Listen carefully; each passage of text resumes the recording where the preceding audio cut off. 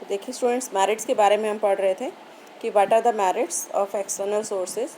तो सबसे पहला एडवांटेज यही होता है कि अपॉर्चुनिटी मिल जाती है ना, new opportunity to new person, कि उनको काम करने का मौका मिलता है, जो हमारे इंटरनल में एक ड्रॉबैक था। सेकंड है कि जो कैंडिडेट हैं वो लार्ज नंबर में हमारे पास आ जाते हैं, मतलब हमारे पास ऑप्शन हो जाती है बेस्ट का सिलेक्शन करने की। तो बहुत सारी एप्लीकेशंस आती हैं, आप उनमें से सिलेक्ट कर सकते हैं कि कौन सा आपके अकॉर्डिंग सूटेबल है। और सूटेबल नॉलेज वाले, स्किल वाले जो पर्सन हैं वो अवेलेबल हो जाते हैं। और इसी तरह से विदाउट एनी प्रीजुडाइस जो है वो आप रिक्रूटमेंट कर पाते हैं। कॉस्ट ऑफ रिक्रूटमेंट बहुत मिनिमम होती है, बहुत मिनिमम, है ना, कि इसमें ज़्यादा एक्सपेंसिव मेथड नहीं है ये।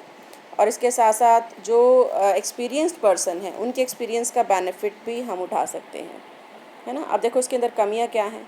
सबसे पहले कमी ये है कि लेबर मार्केट इन्फ्लुएंस बहुत ज़्यादा होता है, डिमांड एंड सप्लाई, कि अगर कोई प्रोफेशन ऐसा है जिसमें डिमांड ज़्यादा है और सप्लाई कम है, तो ऑब्वियसली जो वर्कर्स हैं वो ज़्यादा सैलरी की डिमांड करेंगे, है ना, ज़्यादा पैकेज की डिमांड करेंगे।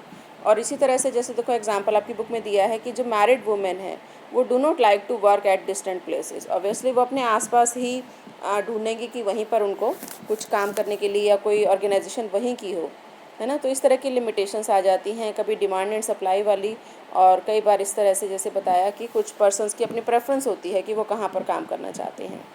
सेकंड, अगर कंपनी की रेपुटेशन अच्छी है तो उनके पास जो है वो ज़्यादा से ज़्यादा एप्लीकेशंस आएंगी रिक्रूटमेंट के लिए। लेकिन अगर उसकी जो परफॉर्मेंस है वो सो है तो फिर एप्लीकेशंस कम आएंगी, क्योंकि कम पर्सन उसमें आने में इंटरेस्टेड होंगे।